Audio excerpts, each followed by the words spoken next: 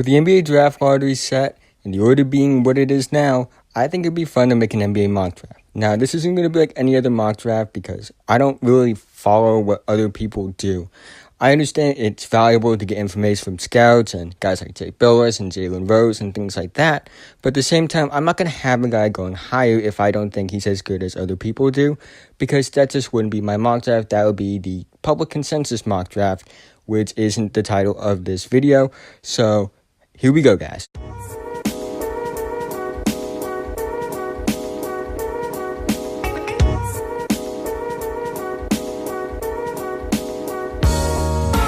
With the first overall pick, I have the New Orleans Pelicans selecting Zion Williamson, the Duke freshman power forward / small forward, who is basically just an athletic freak who's really good at basketball. That's all you need to know. But in all seriousness, he still says as a quality ball handler, overpowering post player, and shows great defensive potential, and overall has potential to be a transformative player at the next level because of his skills, intangibles, and the elite athleticism that I would say is actually on the world-class level.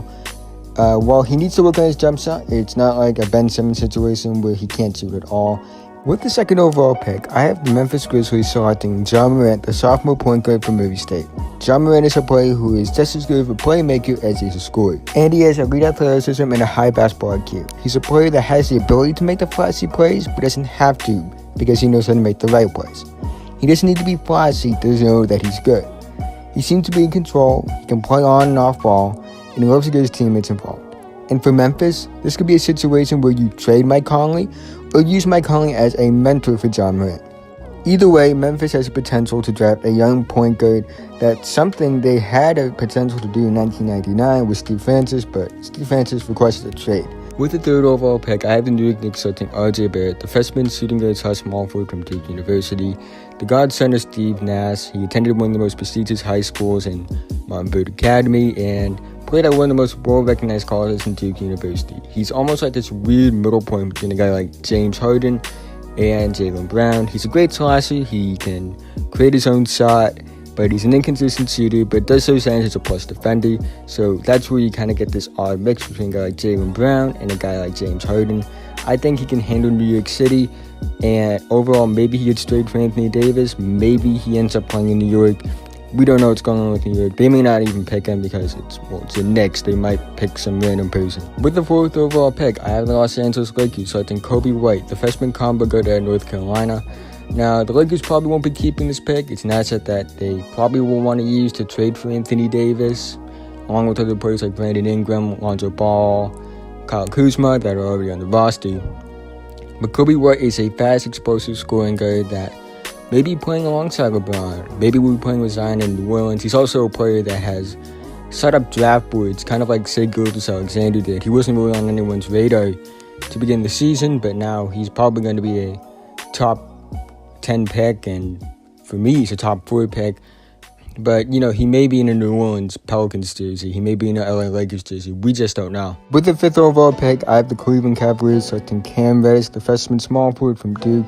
Cam was kind of forgotten this year. Guys like RJ and Zion took a lot of the spotlight, but he's still one of the more talented players in this draft. He does have some motor problems, and is kind of inconsistent when it comes to shooting, but he's a good three-point shooter. And I think with Cleveland, you just got to take the best player available because you need any help you can get.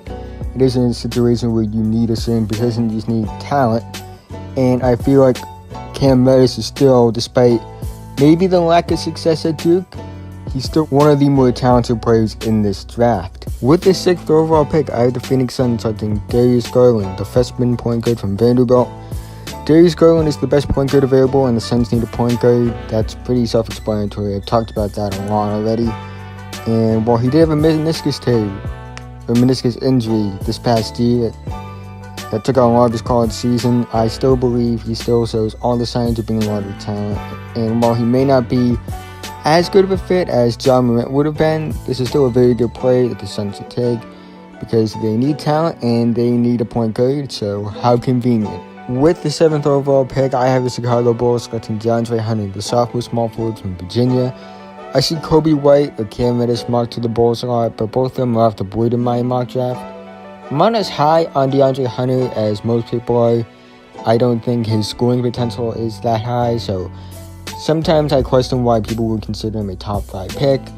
He's not going top 5 in my mock draft, but I think his defensive ability and not having to be a scorer to be a valuable player makes him a good fit for a team like Chicago with scorers like Lauri Markkanen, Zach LaVine, and Otto Porter Jr. With the 8th overall pick, I have the Atlanta Hawks selecting Romeo Langford, the freshman shooting guard from Indiana. I know this is a bit higher than some people would have Romeo Langford going. He is a guy that most people have going in the 10 to 14 range in the draft, but I think highly of Romeo Langford, a lot higher than some people would. And I feel like he would be a great fit next to Trae Young. But when he was disappointing this year in Indiana, he didn't shoot threes that well either.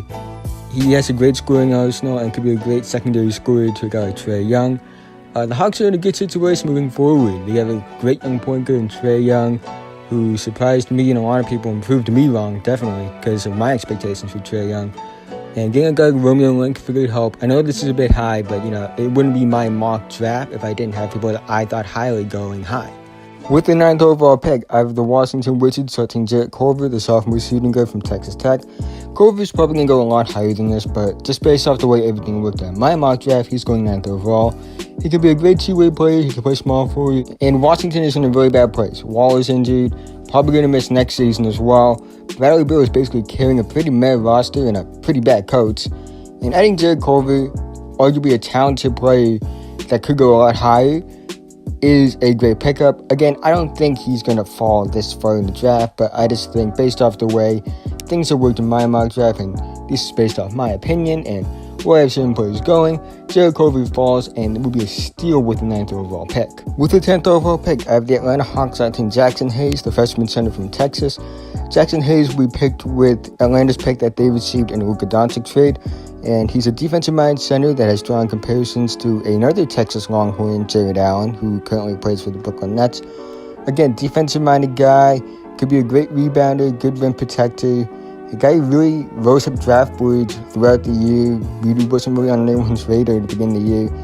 And guys like this who are valuable even though they don't put up that many points, and allow guys like Trae Young, and in this scenario Romeo Langford as well, put up points and don't take away as many touches for them. I think this is a great fit for a guy like Jackson Hayes, and he's going to be a great fit with the Atlanta Hawks alongside a guy like John Collins. So that was my NBA mock draft, guys. Thank you for watching. Please like and subscribe below. I had a lot of fun making this. I had a lot of fun deciding picks. The Lakers pick was the most interesting one to me because we have no idea what they're going to do with that pick. But at the same time, I feel like not having guys go where a lot of people think they're going to go will help me grow as a channel, because it will be my opinion and things like that, because in the end, it's my mock draft. I'm not going to have Jarrett Culver going higher if I don't think he's as good as a player, and I won't have a guy going this place and that place just because everyone else does, because that wouldn't be my opinion. So again, thank you for watching. My social medias will be in the description, and be on the lookout for more videos coming soon. Arkwood Sports episode 9 will be out on Friday. Graduation coming up soon as well, so summer grind's going to be real moving forward. Have a nice day.